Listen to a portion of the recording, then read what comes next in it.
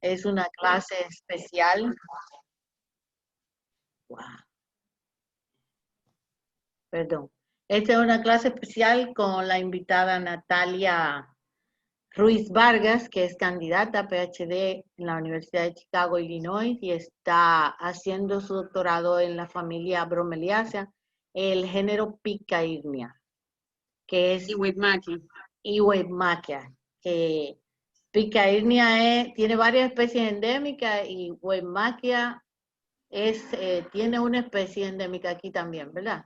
No, allá no hay. Ah, aquí no hay. Perdón, Es lo curioso. la profesora no sabe de bromeliáceas.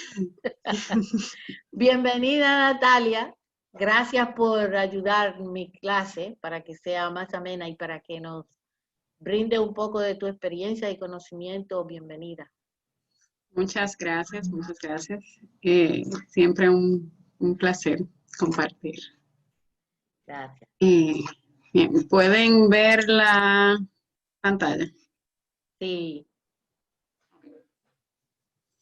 Bien, entonces, como decía Ángela, yo comencé a trabajar con las bromelias todavía estando allá. Ángela fue mi asesora de tesis. Y a partir de mi trabajo de tesis, pues entonces que me seguí interesando por la familia, por ciertos patrones que pude ver ahí de endemismo, entonces con eso es que he seguido trabajando. Pero bueno, ahora vamos a hablar un poquito más amplio sobre la familia, por qué es una familia tan chula, tan interesante.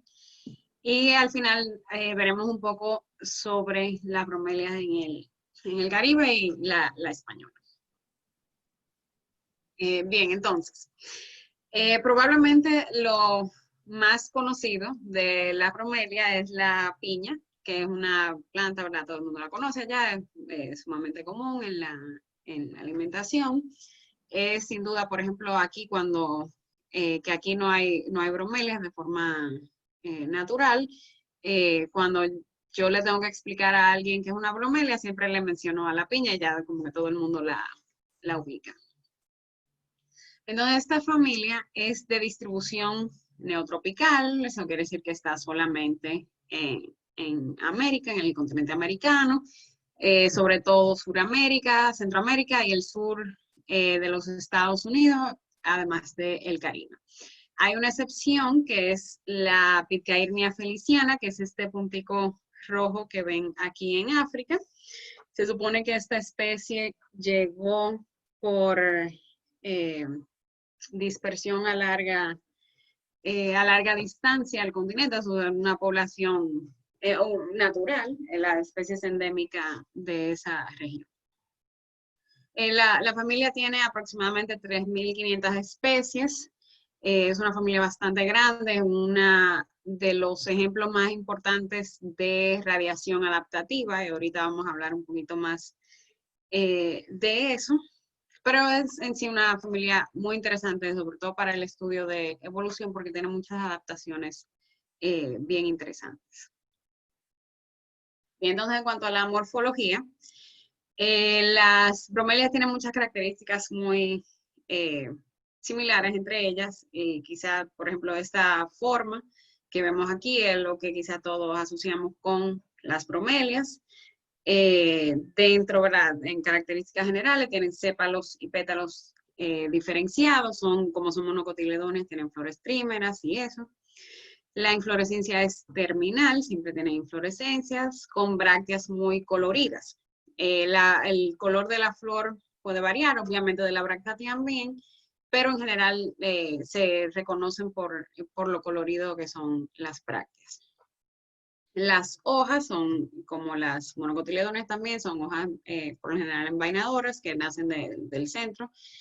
Y la forma más conocida y más llamativa quizás es la formación de tanque que acumula agua de muchas especies.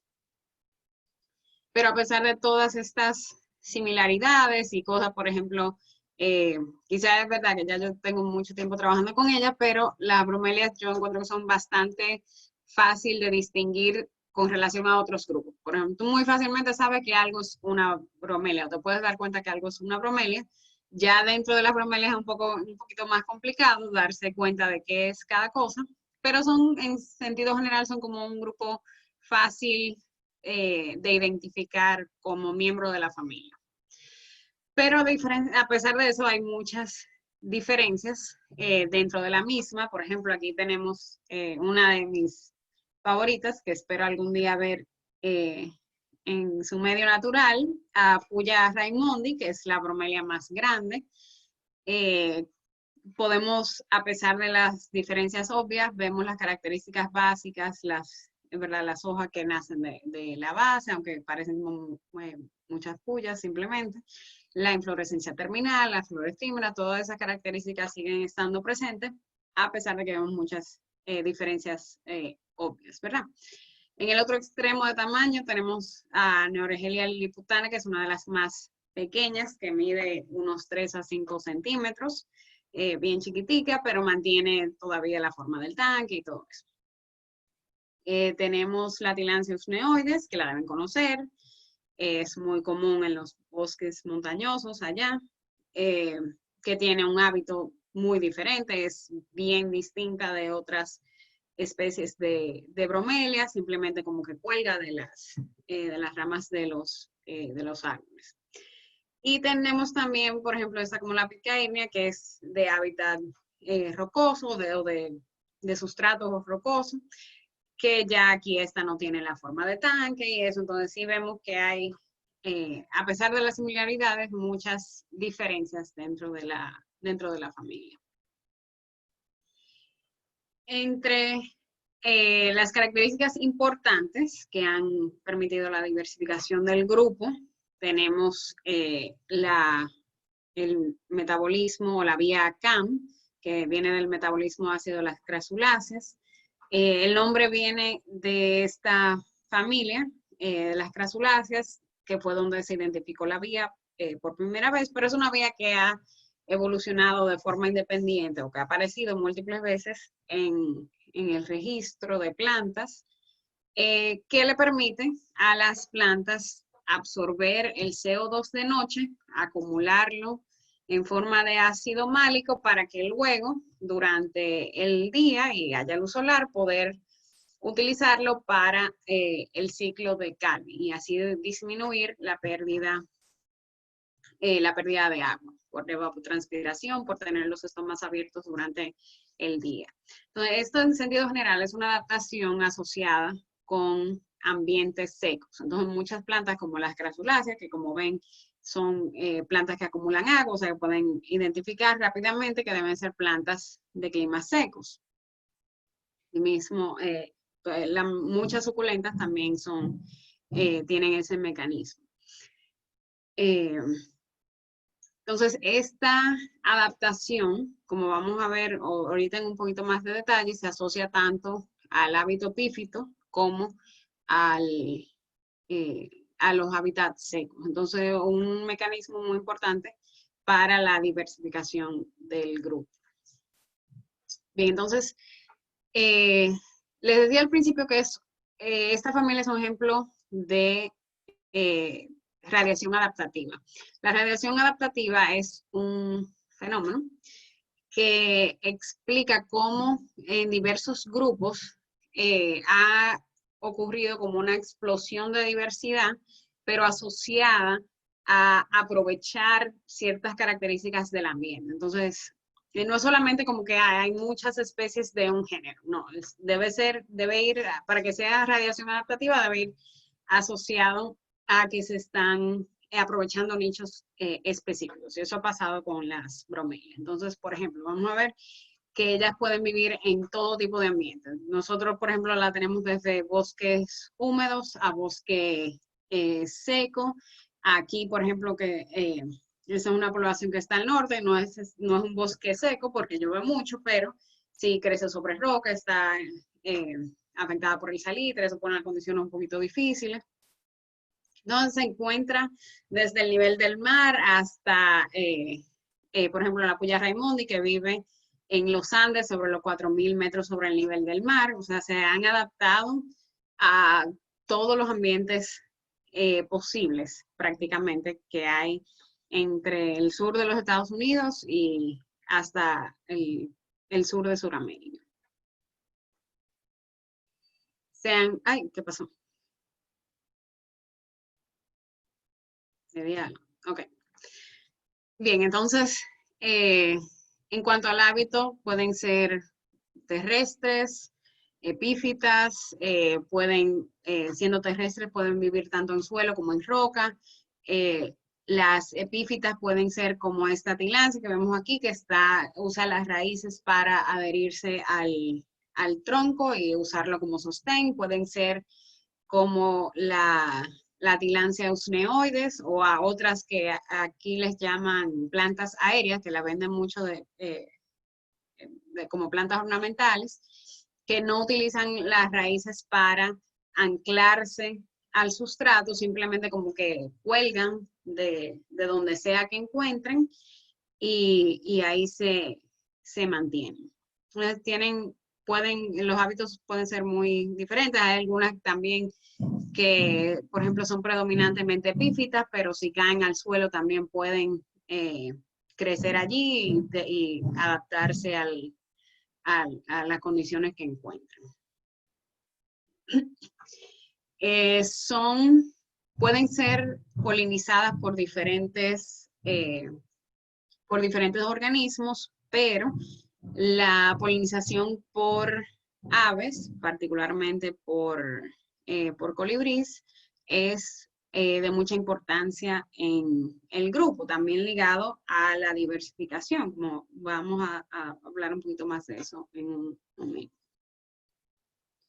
Pero diferentes organismos pueden polinizarlo, o sea, hay documentado abejas, murciélagos, entre otras cosas. Otra característica importante de las bromelias, en particular de las que forman tanque, es que forman algo que se conoce como la fitotelmata. Entonces, esto es donde la bromelia que tiene un tanque que acumula agua sirve de hábitat para otras especies. Entonces, un sinnúmero de organismos, obviamente muy pequeñitos, pueden vivir aquí, muy pequeñitos en su mayoría, o sea, se asocian mucho a, por ejemplo, organismos microscópicos que viven en el agua, pero también hay algunos como estos sapos o ranas aquí, que están íntimamente asociados a las bromelias.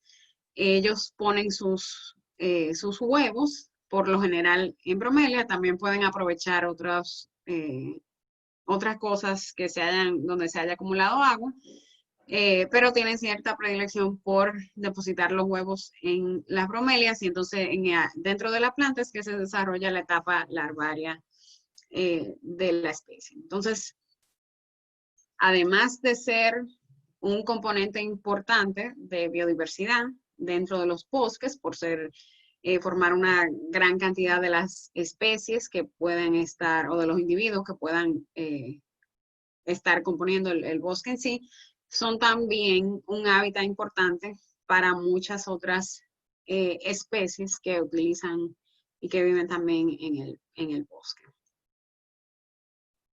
Bien, entonces, ahora hablando un poco de evolución. Entonces, les decía al principio que las bromelias son una familia neotropical. En particular, las bromelias se originaron hace aproximadamente 100 millones de años en el escudo de las Guyanas. Esa es la parte norte de Sudamérica, donde se encuentran las Guyanas y Venezuela, esa zona por ahí. Y como vemos aquí, eso es lo que está coloreado de como azul oscuro. Sí, vamos a llamarlo azul oscuro. Así lo veo. Entonces, estos análisis se hacen con unas técnicas como de reconstrucción de hábitats en el pasado. en parte lo que soporta esta idea es que estos grupos, sobre todo este Broquinioidea, que es la subfamilia más basal de la familia, solamente se encuentra presente aquí. Entonces el color de la rama y el color de los puntos realmente, que lo que refiere el color de la especie. El color de la rama hace más referencia al hábitat ancestral. Entonces vemos que Broquinia, todas las especies de Broquinia que existen actualmente son exclusivamente de esa zona. Por lo mismo, Lingmania y también aquí las especies de Navia. Entonces se entiende que esa es la zona ancestral donde se originó la familia. Hay otros grupos que salieron de ahí, el antepasado salió de ahí y los grupos se diversificaron en otras zonas, como por ejemplo, donde está Equioidea, que es de Centroamérica, se encuentra el género Ectia, se encuentra exclusivamente en Centroamérica, entonces se cree que un evento de dispersión a larga distancia llevó al antepasado que aquí vemos que está coloreado de azul, lo llevó del escudo de la Guyana a Centroamérica y entonces el grupo se diversificó allá. También vemos aquí en rosado al género o la familia, subfamilia Pitcairnoidea, que el rosado indica que es de los Andes. Entonces esa familia, de la cual nosotros tenemos representantes allá en el Caribe, se comenzó a diversificar en los Andes. Deben conocer bien el efecto que tienen las montañas en la diversificación. Y entonces de ahí, por ejemplo, se cree que hubo otros eventos de dispersión. Todavía yo tengo un poquito de dudas si las pitcairnias nuestras llegaron desde Ecuador, que es lo que plantea el único estudio que hay sobre eso. Pero de alguna forma, ¿verdad? Se diversificaron los Andes y llegaron luego al Caribe y a las otras zonas. Tiene una distribución bastante asociada a los Andes. Por ejemplo, no se encuentra casi nada en Brasil, en la zona baja, se encuentra en los Andes y como que otro grupo que llegó al Caribe. Bueno, y así se han ido. Hay otros grupos importantes en Brasil, como vemos aquí, de la familia Bromelioidea, que es, aunque Bromelioidea también hay en muchas zonas, pero también es muy importante la diversidad de ese grupo en Brasil. Bien, entonces, ahorita hablamos un poquito sobre algunos caracteres ecológicos y fisiológicos. Entonces ahora vamos a ver qué efectos que esos caracteres han tenido sobre la evolución del grupo. Entonces aquí en esta gráfica un poquito compleja, esto lo que nos explica es la interrelación de todos esos caracteres entre ellos y cómo eso tiene un efecto sobre la riqueza de especies.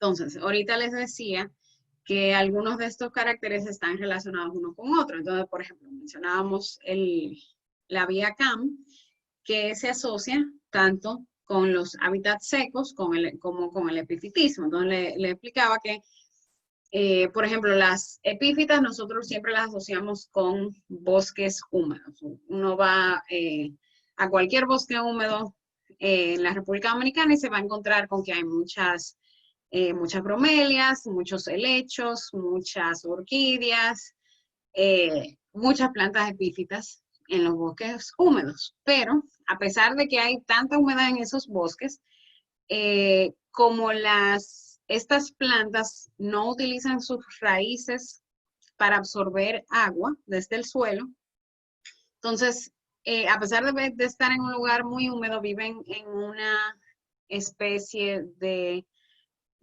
fisiología seca. Entonces, esa misma adaptación de la vía CAM, que le va a dar una ventaja a las plantas en el bosque seco, porque van a disminuir la pérdida de agua. Entonces también resulta ser una ventaja para las plantas epífitas, porque también, como no tienen acceso a absorber agua por las raíces, necesitan también hacer un buen uso del agua que han acumulado. Entonces, ¿cómo obtienen agua las epífitas? En estas también vemos aquí otra línea que nos lleva aquí a los tricomas de absorción, que son modificaciones que tienen en las hojas que les permiten absorber agua. Entonces, ¿verdad? Hay toda una serie de caracteres que van a ayudar a la planta en sí a sobrevivir y a adaptarse al ambiente, pero eso va a ayudar a que los grupos, en sentido general, tengan una mayor diversificación, porque son adaptaciones muy, muy eficientes que le permiten sobrevivir y tener éxito en estos ambientes. Entonces, así, por ejemplo, también asociamos la vida en los bosques húmedos de montaña con el epifitismo, con la polinización por aves. El también estar en estos bosques húmedos se asocia con el desarrollar el tanque. Y todo eso, entonces, termina en que hay una gran diversidad de especies. Pero ¿cómo sabemos que realmente eso tuvo un efecto en la diversificación? O sea, eso en teoría, ¿verdad? A mí me parece un argumento muy, muy convincente, sobre todo cuando uno ve el número de especies de la familia y ve todos estos caracteres. Bueno, sí tiene mucho sentido como hipótesis plantear que esos caracteres sí tuvieron un efecto en la diversificación del grupo. Pero eso hay que probarlo. La forma en que eso, o una de las formas en la que eso se puede probar, ya que verdad con evolución no podemos andar haciendo experimentos en la mayoría de los casos, pues entonces utilizamos los árboles filogenéticos para hacer reconstrucción de caracteres, así como se hacen reconstrucciones geográficas, como vemos ahorita, donde también se hacen reconstrucciones de caracteres y para estimar cuál fue el carácter ancestral y cómo eso ha impactado la diversificación. Entonces aquí tenemos 4 caracteres. Tenemos el hábito, la forma de crecimiento, o sea, si tiene tanque o no, si es CAM o C3, y si hay polinización por aves o abejas o murciélagos. Entonces, de entre todos los colores solamente nos vamos a enfocar en los cuadritos rojos y negros. Los otros colores, lo que se refieren en la ubicación geográfica, eso no nos interesa por el momento. Entonces aquí vemos como el carácter que se encuentra con color rojo es el que en principio se asocia con la diversificación, y cuando vemos en esos casos, claro, hay números que apoyan estos datos, no es solamente con verlo visualmente, pero vemos que, por ejemplo, en los casos donde vemos esos cuadros rojos, vemos que a partir del nodo donde se cree que ese es el carácter ancestral, entonces vemos que hay una explosión en la diversidad de especies. Eso ocurre en todos estos 4 casos, en el hábito epífito, en la formación de tanque, el metabolismo CAM y la polinización por aves. Entonces, esto es en parte una de las evidencias que dice que sí, efectivamente, estos caracteres han influenciado positivamente la diversificación del grupo. Si nos vamos en un poquito más de detalle, este árbol que tenemos aquí es de la familia Pitcairnoidea. Tenemos que, bueno, aquí esto está como outgroup aquí, nos enfocamos aquí en estos grupos. Esta familia tiene los géneros Pitcairnea, Pepinia, que ahora es Pitcairnea, lo pueden considerar como eso, Deuteroconía, Fosterella, Encolirium y Dickia. Entonces hay un grupo que son las plantas de desierto, que son Dickia, Encolirium y Deuteroconía, y si se fijan, todas estas tienen metabolismo CAM. Estas, bueno, estos son los outlooks, Puya, Navia, Broquinia y Equidea. Y Fosterella y Pitcairnea, que son plantas C3, que son plantas de ambientes más húmedos. Entonces vemos que hay una clara distinción donde el antepasado de este grupo, que ya este árbol está un poquito viejo, no son las relaciones que se aceptan ahora mismo, pero sí vemos definitivamente aquí que CAM está asociada con el ambiente seco. Entonces, asimismo como la vía CAM ha aparecido en diferentes partes del árbol de las plantas vasculares, también vemos cómo se encuentra presente en lugares específicos del árbol dentro de la familia Bromeliaceae, y no simplemente que, bueno, todas las bromelias son CAM, no, son solamente algunas que se benefician de esa vía. Eso quiere decir que es una vía muy plástica, no sé si queda claro si es algo que simplemente quizás todas las plantas tengan el mecanismo preestablecido y simplemente es algo que puedan prender o apagar de acuerdo a las necesidades de la planta. Quizás sea una característica más ancestral de lo que se entiende, o sea un mecanismo al que simplemente muchas plantas han llegado de manera independiente. Bien, entonces aquí vemos también cómo estos caracteres se relacionan entre sí. Por ejemplo, aquí están comparando la forma de vida, si es terrestre o epífita, con el tipo de metabolismo que tienen. Entonces, en azul tenemos las plantas que son epífitas, y vemos aquí también cómo estas se relacionan en muchos casos con plantas CAM. Pero si también vemos, por ejemplo, aunque no está marcado aquí, estas son las que hablábamos hace un ratico, que son de bosque seco, entonces esas también están relacionadas con la vía CAM. Entonces, en resumen, ¿verdad? Todas estas adaptaciones están relacionadas unas con otras para explicar la gran diversidad que hay en el grupo. Bien, entonces, la forma en que estos caracteres ayudan a la diversificación puede variar. Por ejemplo, aquí de nuevo con la vía CAM y con el hábito, con la formación de tanque o no.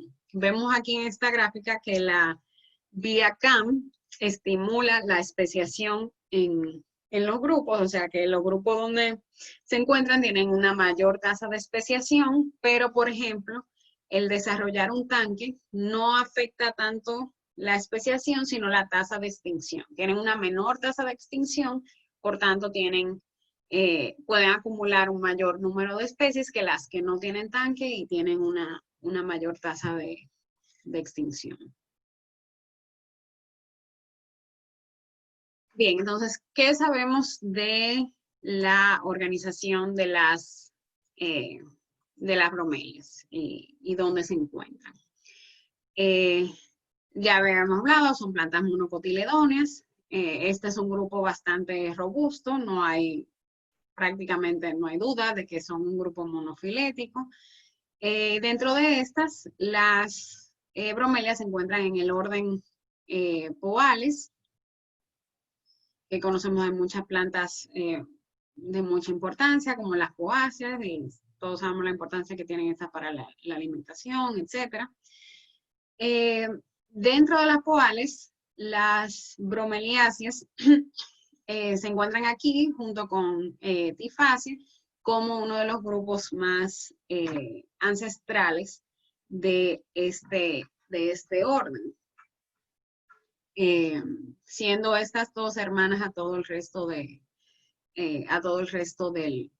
orden.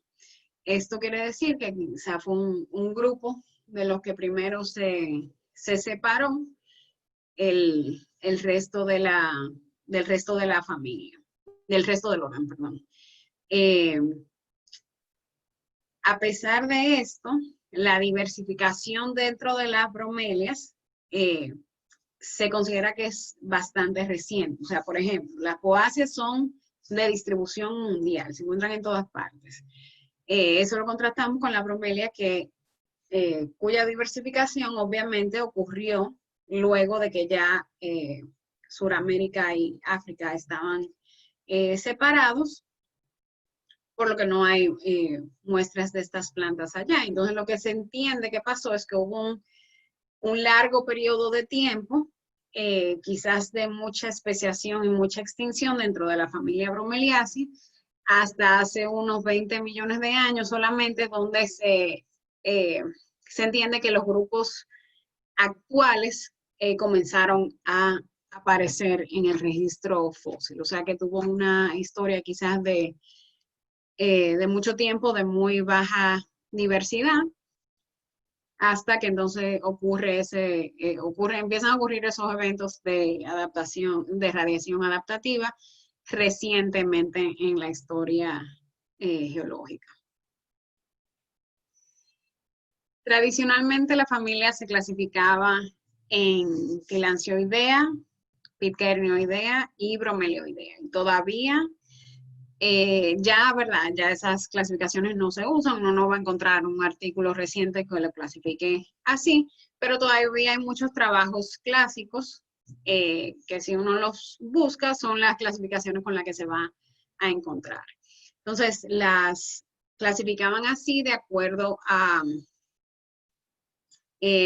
ciertos caracteres morfológicos, sobre todo era muy importante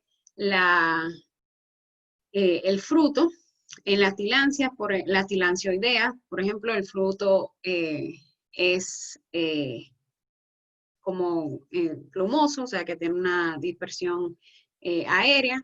En las bromelioideas el fruto es carnoso y los dispersaban los animales en gran medida. Pitcairnioidea es un fruto alado que le permitía también volar como el Tillandsioidea, pero de forma menos eficiente. Cuando comenzaron a hacerse los análisis genéticos, entonces esto cambió totalmente. Ahora se reconocen estas subfamilias que ven aquí. Resulta que en las bromelias hay una incidencia muy grande de evolución convergente. Entonces, hay muchos caracteres que vemos en una familia, en otra familia, un poco mezclados, son cosas que vuelven a aparecer en el registro dentro de una subfamilia que no estaba. Y la clasificación y la identificación de las bromelias es bastante compleja. O sea, así les decía que ver una bromelia, uno muy fácilmente puede decir así, eso parece una bromelia, pero ya identificar a qué grupo pertenece dentro de la familia puede ser bastante complejo, en parte por esta situación de la evolución convergente tan predominante dentro de la familia. Entonces, valerse de caracteres morfológicos no es que uno deje eso de lado totalmente, pero la biología molecular definitivamente ha transformado todo lo que se conocía de las relaciones dentro de la familia. Hay muchos problemas de clasificación que se han resuelto. Por ejemplo, aquí tenemos el género Whitmackia, que Ángela les comentaba, que es uno de los con los que estoy trabajando.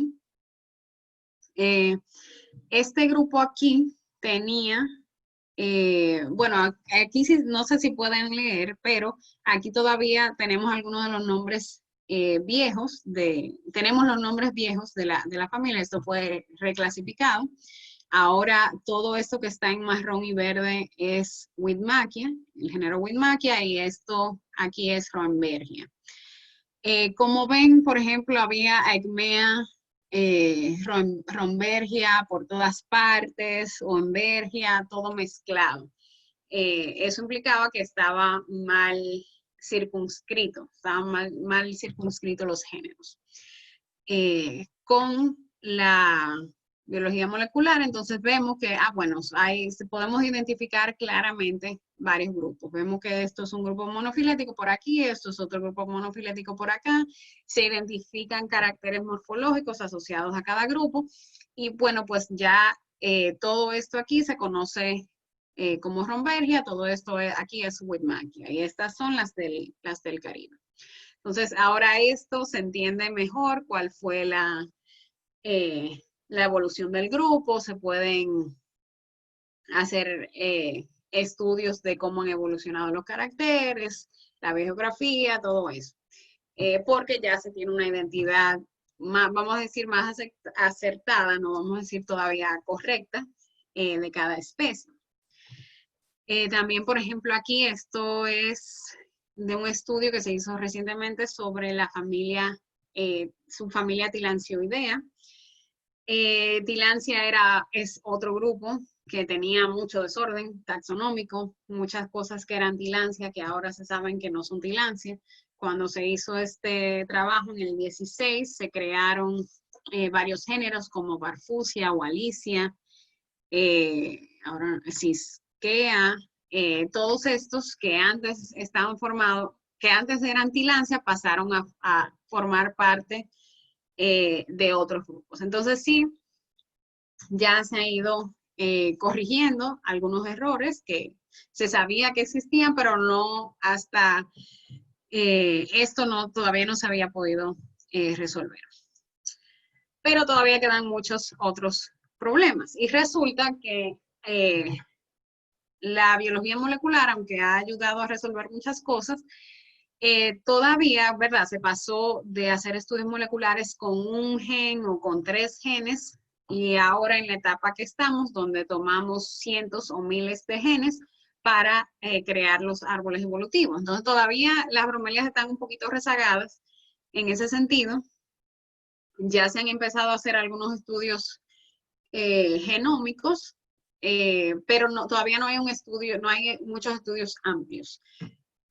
Por ejemplo, uno de los miembros de mi comité que está trabajando con Puya, hizo un estudio genómico con esa subfamilia, entonces ya eso va a estar disponible. Pero todavía quedan muchos conflictos, como por ejemplo aquí, la subfamilia Puyoidea, que se había ubicado como grupo hermano de Bromelioidea, aquí queda dentro de la subfamilia Pitcairnioidea. Y esto fue con el análisis del gen FIC.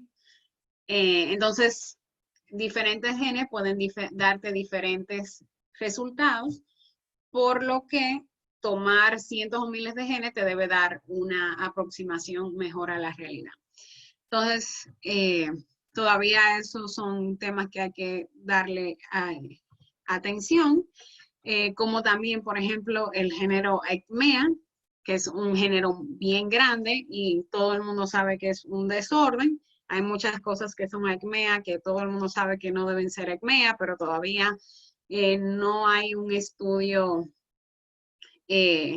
no se ha hecho el estudio genómico que ayude a esclarecer estas cosas. Vemos aquí, por ejemplo, que tenemos Eggmeas por aquí, tenemos Eggmea por aquí abajo, entre Milberge, Canistropis, y entonces sabemos que la circunscripción actual del género Eggmea es incorrecta, entonces hay que hacer los estudios para resolverlo. Yo sé que hay gente trabajando en eso actualmente, o sea que esperemos que próximamente se puedan resolver estas relaciones.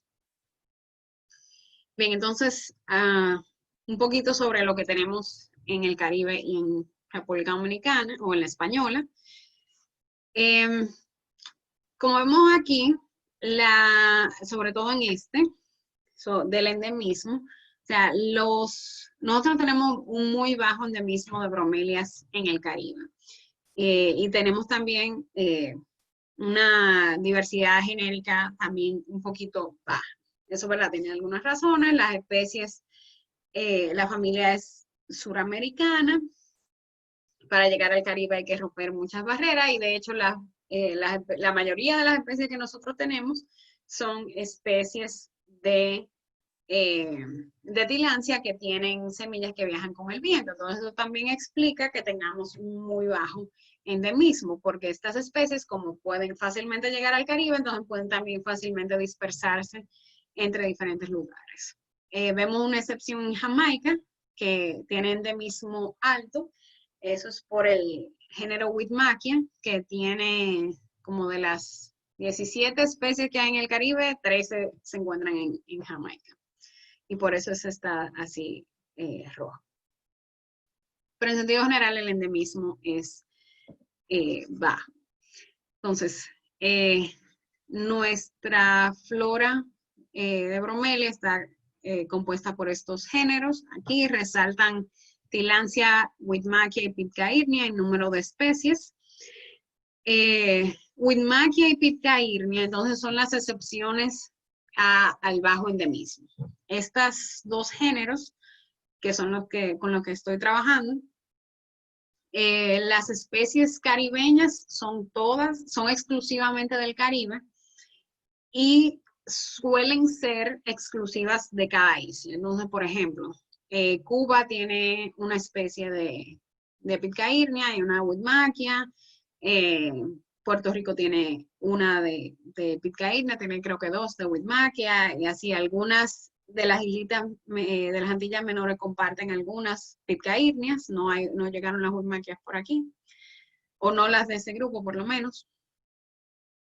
Y resaltan la española y Jamaica, porque la española tiene 6 especies de Pitcairnea y Jamaica tiene, como les decía, 3 especies de Whitmackia. Entonces, en estas dos islas, que son las dos más montañosas del Caribe, entonces hubo una diversificación importante de estos dos grupos, que son donde predominan las endémicas. No quiere decir que no hay especies endémicas de otros grupos, tenemos algunas tilancias endémicas, pero son la minoría. En la isla, entonces, nosotros tenemos aproximadamente 57 especies. De nuevo, tilancias que tiene la gran mayoría. Recuerden, es la que tiene, esta subfamilia tiene las especies como plumosas. Y se distribuyen sobre todo en los bosques, en las montañas. O sea, los hábitats montañosos son muy importantes para la diversidad, también entonces asociado con los bosques ombrófilos, los bosques nublados y los pinares, todo asociado a la montaña. El endemismo en la isla, tenemos como 2 especies endémicas y de nuevo vemos el patrón de las montañas asociado al endemismo. Esto yo creo que en parte por 2 razones. Uno, por la diversidad de ambiente que da la montaña en sí, pero también por la barrera que implica para la dispersión de las semillas. En cuanto a la conservación de esta familia, y aquí vamos a hablar en particular de la República Dominicana, como la mayoría de las especies nuestras son nativas, las especies en sí pueden no estar en peligro porque hayan suficientes poblaciones saludables en otros lugares, pero sí, yo creo que muchas de nuestras especies, más de las que están aquí en esta lista, se encuentran amenazadas. Esta lista es en base a la lista roja que publicó el Jardín Botánico. Si mal no recuerdo, para ellos hacer ese análisis le dieron prioridad a ciertas especies que ellos sabían que podían estar amenazadas. Entonces, no se ha hecho un análisis completo de toda la familia para ver cuál es el estatus, pero me parece que muchas más de las que están aquí deben incluirse en esta lista, eso por varias razones. En primer lugar, yo pienso que la expansión de la agricultura es lo que más amenaza a las bromelias y a muchas otras plantas, los bosques en general, porque, ¿verdad? Se tiene que eliminar toda la cobertura, o se elimina toda la cobertura boscosa para sustituirla por lo que sea que se va a sembrar, y esto se hace en mayor medida sin mucho control y sin mucha planeación sobre cuál es el mejor lugar que se debe proteger, dónde no se debe hacer, si se dieron los permisos adecuados, etc. Me imagino que todos deben conocer un poco de esa historia y de los problemas con los bosques nublados y eso. Que de nuevo, donde está, o sea, los bosques nublados y húmedos, donde está la mayor diversidad de nuestras bromelias. Hace unos años, yo hice un trabajito con la Tillandsia mucozoe, que es la planta que ven aquí, que es una planta endémica en peligro de extinción, está en la lista roja, y nos encontramos con que con que solo reencontramos una de las poblaciones que habían registrado. Esta planta se había registrado para la Cordillera Central y para la Sierra de Bauruco, y solo la volvimos a encontrar en la Cordillera Central, cerca de Constancia.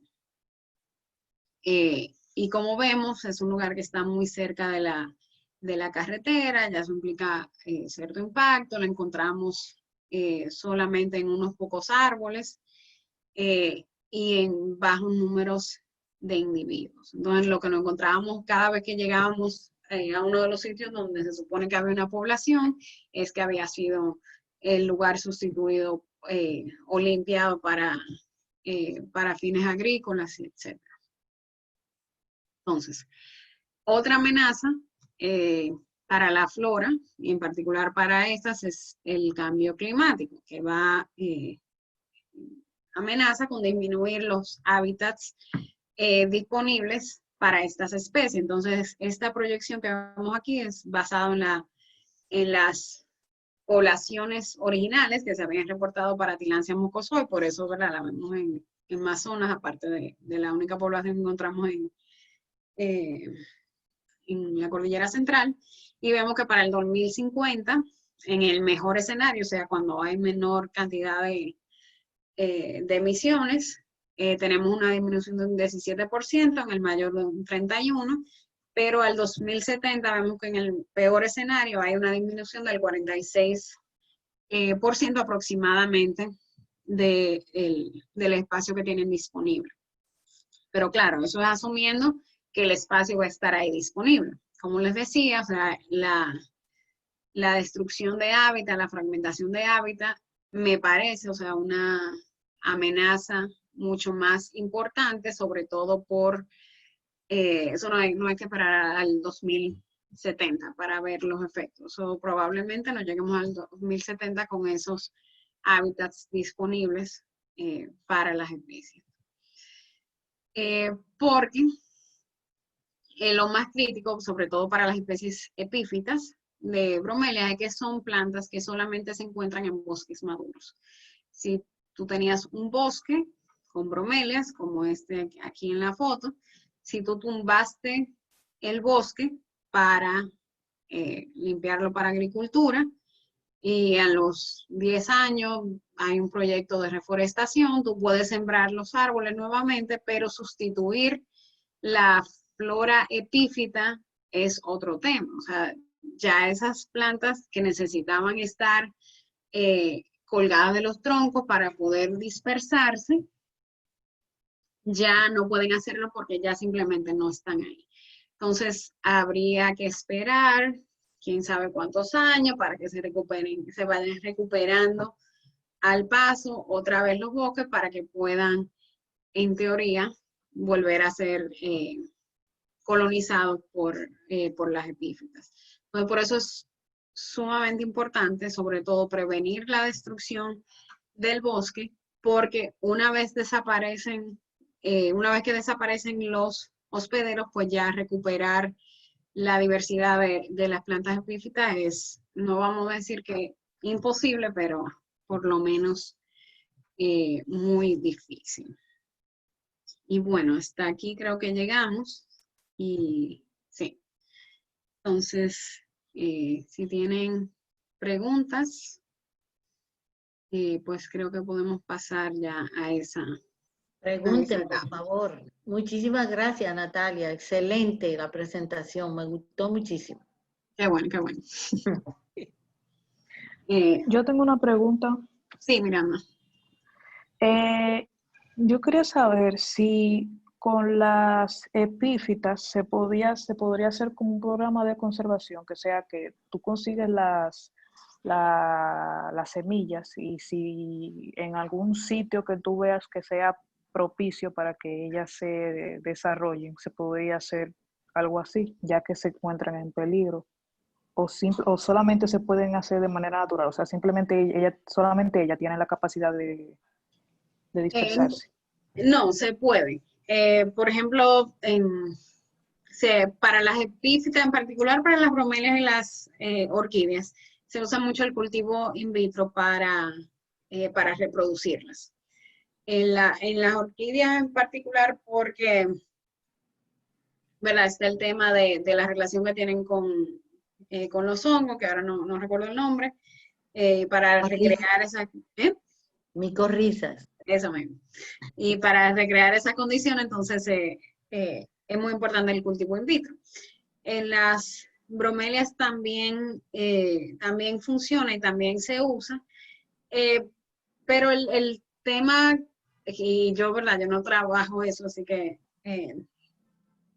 toma con cuidado lo que te diga. Pero entiendo que el tema de la reintroducción es un poco problemático, o sea, y complicado de manejar. Entonces,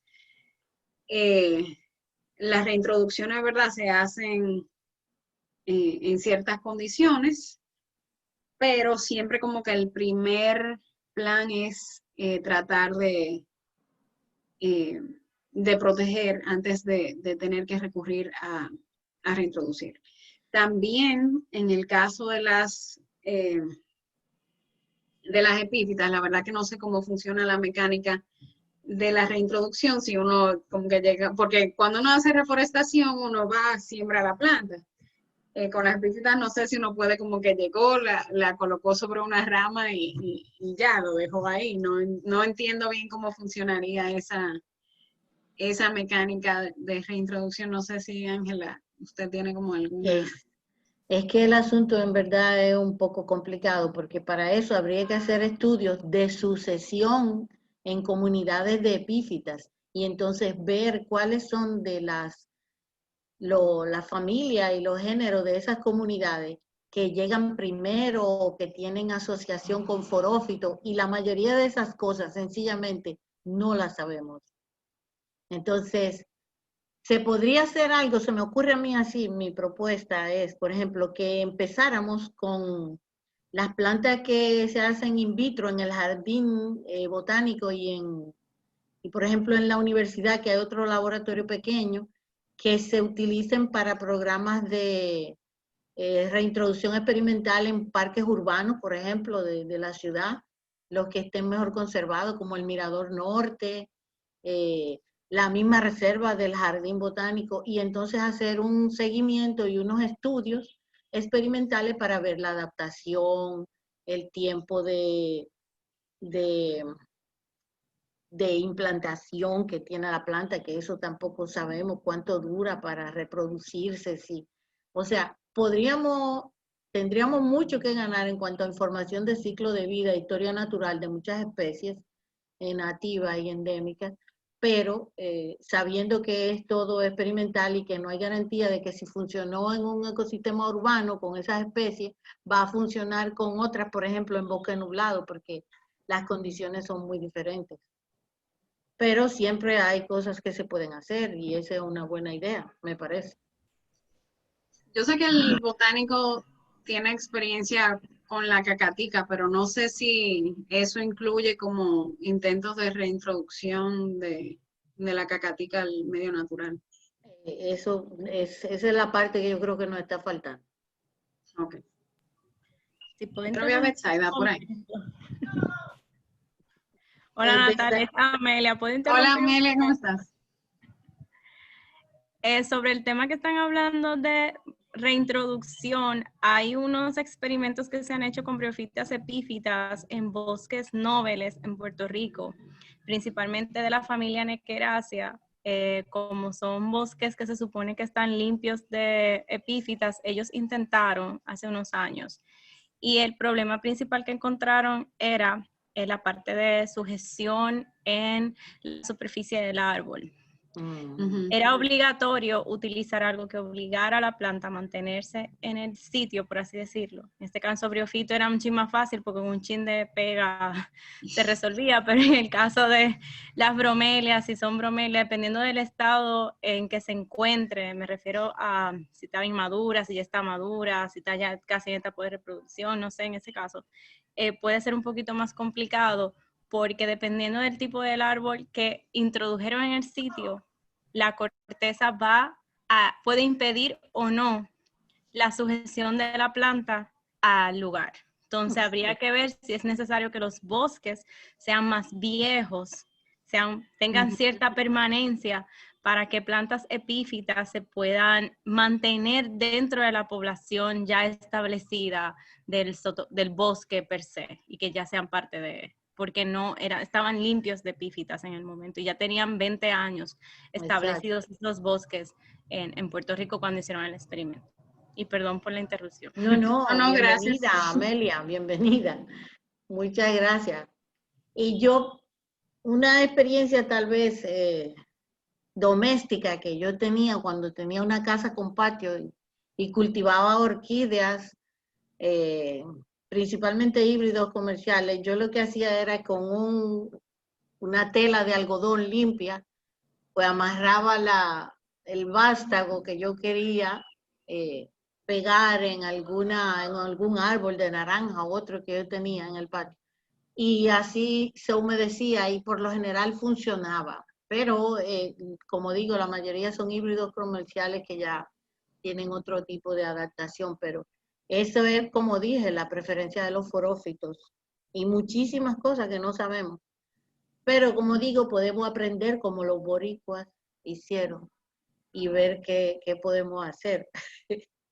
Para eso están las áreas urbanas, para seguir experimentando. Betsaida estaba conectada, Natalia, pero ella tiene problemas con el audio. Está bien. Ajá. Sigan preguntando, por favor. Yo tengo otra pregunta. A ver.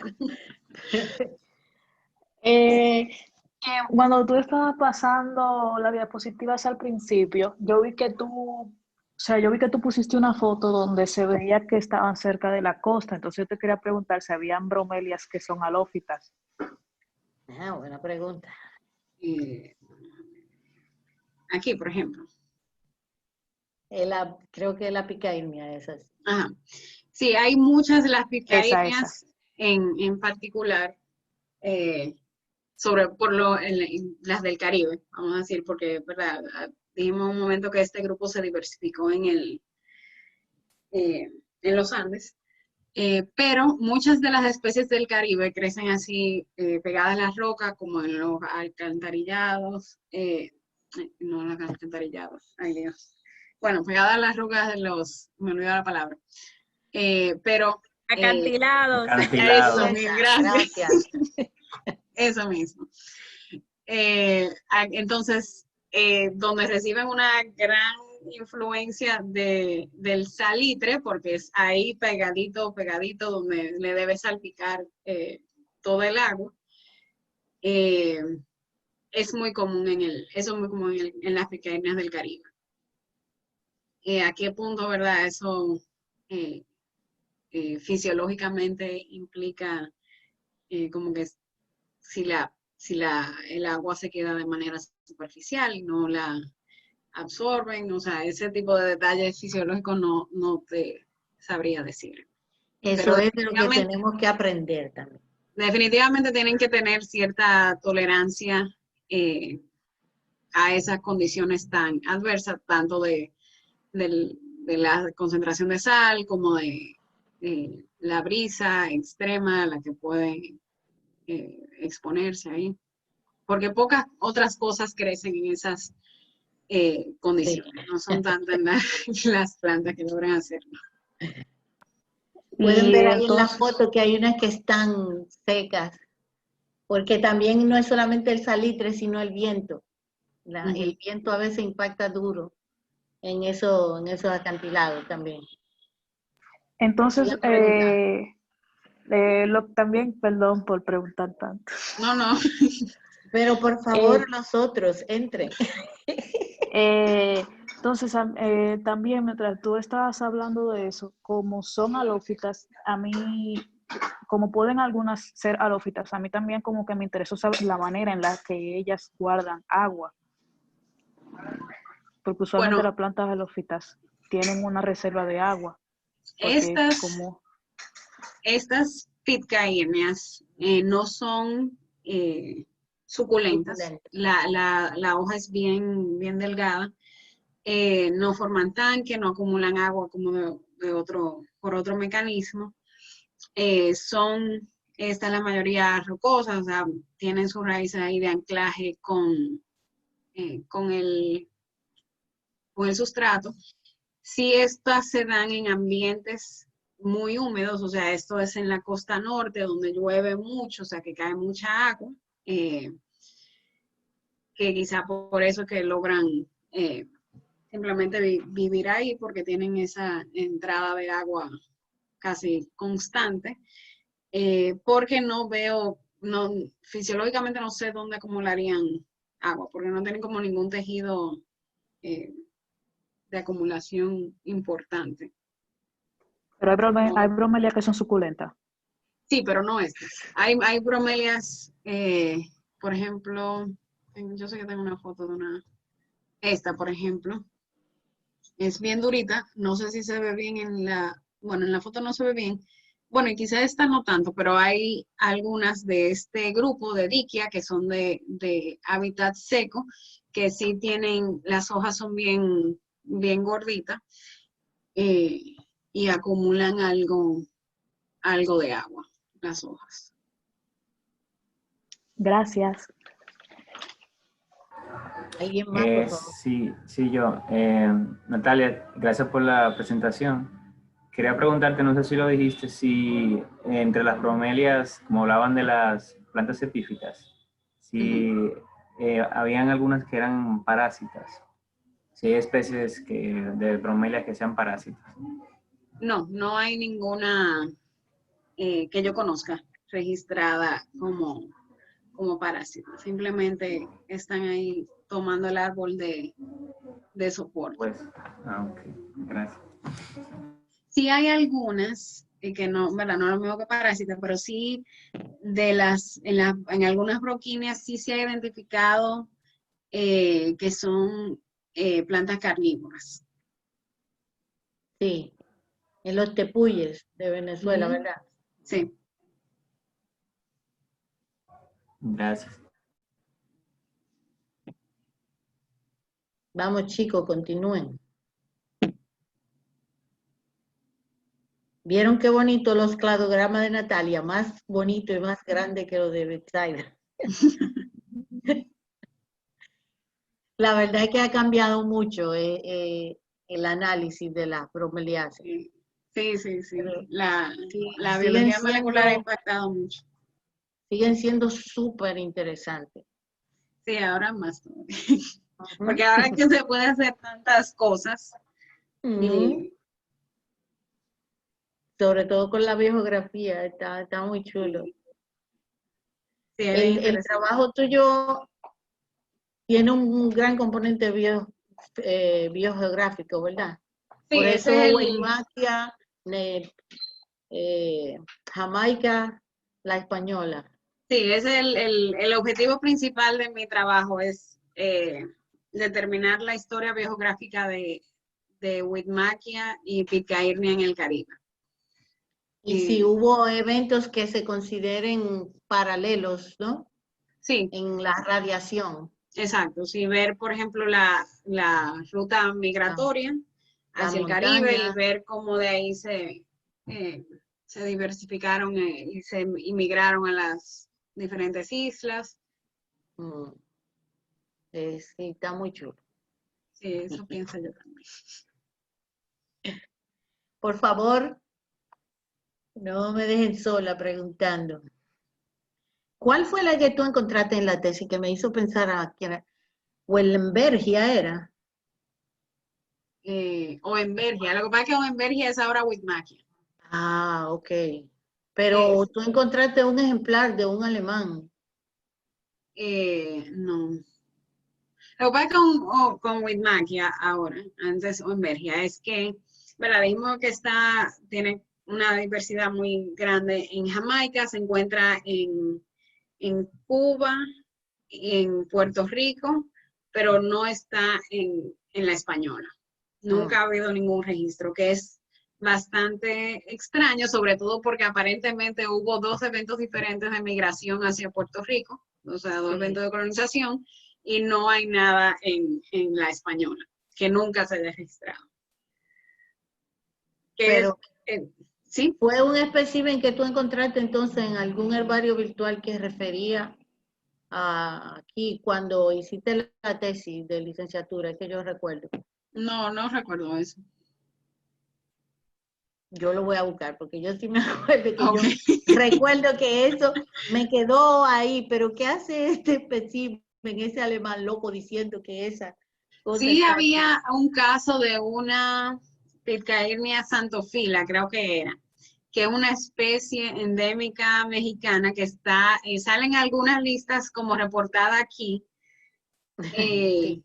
pero que yo creo que eso era mala identificación. O quizás algún espécimen que alguien tenía sembrado.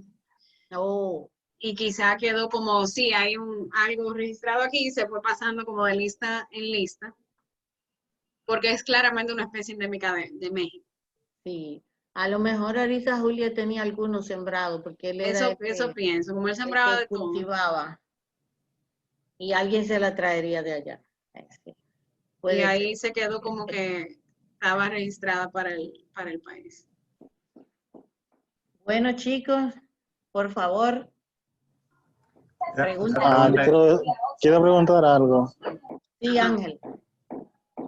Bueno, mi pregunta va en el sentido de lo más básico. ¿Qué te llevó a elegir a esta familia de plantas para estudiar?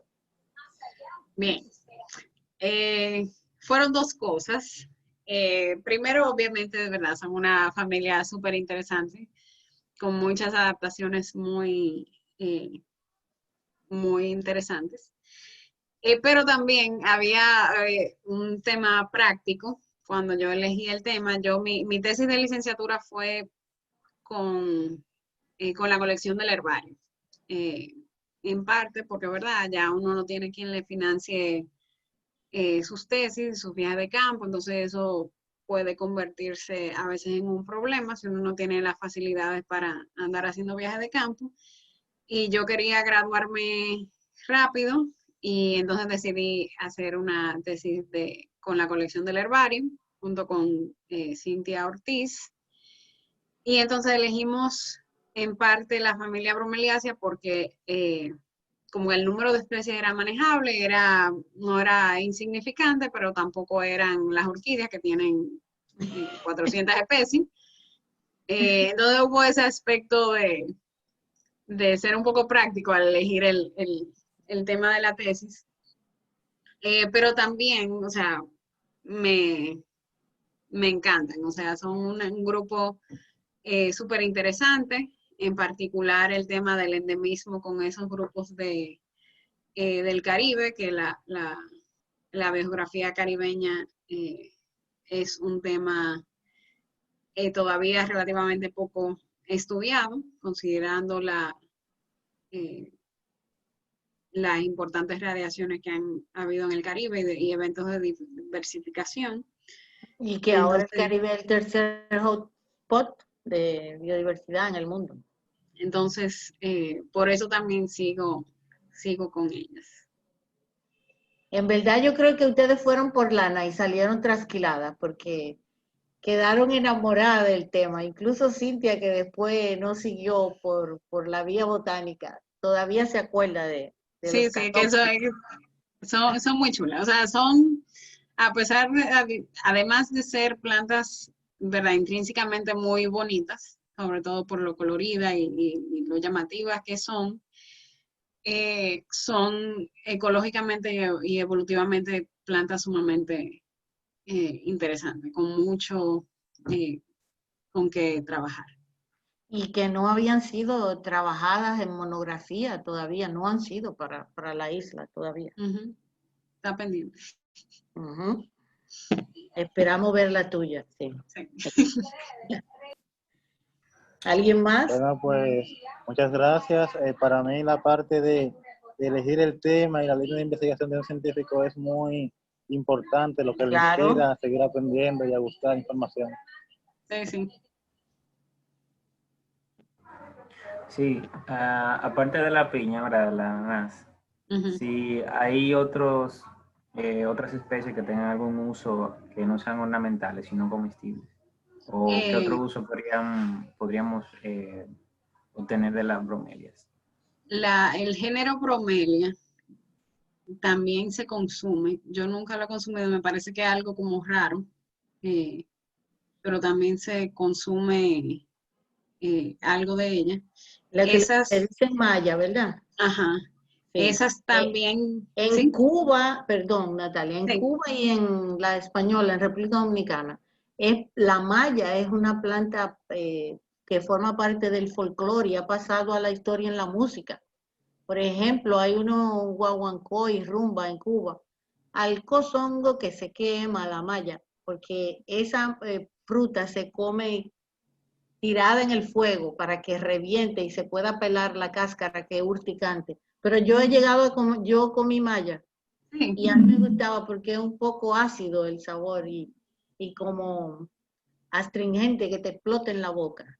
Pero eso todavía se consume allá, porque yo he leído de eso, pero yo nunca lo vi. En los campos, sobre todo por la zona sur. Lo que también se usan como cerca viva por las espinas que tienen las hojas.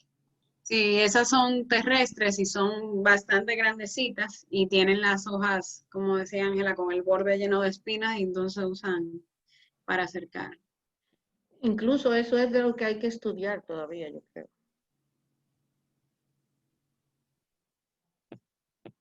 Pero por lo menos nosotros no consumimos no, esta generación ya no. Pero no sé si en Sudamérica que hay tanta diversidad, me imagino que habrán otras dentro del género ananas que también serán consumidas en Sudamérica. Pero yo creo que el principal valor de la bromelia es ecológico. Sí.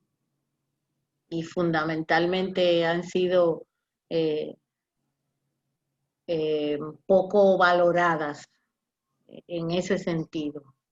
No solamente cuando se conserva una especie de bromelia, no se conserva una especie de bromelia, se conserva el hábitat de muchos organismos vertebrados e invertebrados, incluso de otras plantas también epífitas. Así que yo creo que ese es algo que debe ser divulgado y por eso esta conferencia la estamos grabando para compartirla y seguirla difundiendo, porque necesitamos que el conocimiento se divulgue más, porque esa foto que tú pusiste de Valle Nuevo ahí en la conferencia, cada vez que yo recuerdo eso, a mí me entra eso es tan triste, uno va a buscar una planta a un sitio y no encuentra nada. A mí me ha pasado eso tantas veces. Eso es deprimente realmente. Y a veces la gente no entiende, pero por lo menos a uno le queda y le da brega reponerse de eso, porque desde mi tesis de licenciatura esa es la historia que se repite, con varios estudiantes, como en la tesis de Yulei también, con el cactus, que era cerca de donde fuimos a buscar la bromelia moscosoy también. Sí. Las localidades tipo destruidas, señores, eso es terrible. Y nadie está diciendo nada de eso. Terrible, terrible. Entonces son genes que tú no sabes qué gen se perdió ahí. Qué innovación, qué mutación, qué había ahí.